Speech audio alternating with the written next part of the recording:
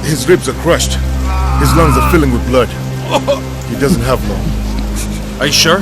Yeah. Don't move. I can't die. I'm not ready.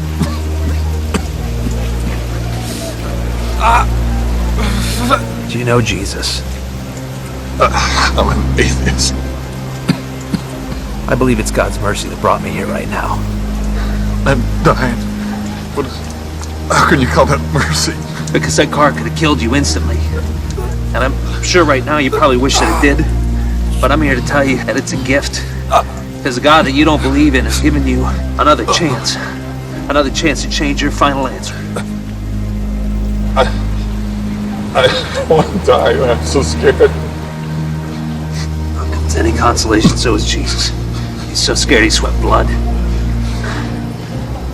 He asked the Father if it could be removed from him, but the answer was no. He says no a lot. He gives us the answer we'd ask for if we knew what he knows. For as the heavens are higher than the earth, so are my ways higher than your ways, and my thoughts are higher than your thoughts, says the Lord. Exactly. So the question is, stay with me. Stay with me.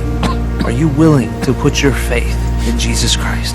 Are you willing to take that chance?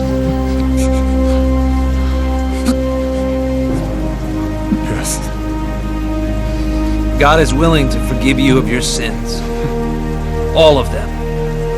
If you accept his Son and ask him into your life, that's all you have to do is just accept his Son. Accept his love and receive his forgiveness right now. Do you accept him as Lord and Savior? Yes, I expect.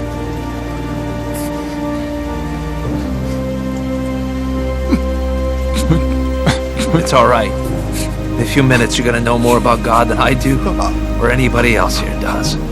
It's okay. It's okay.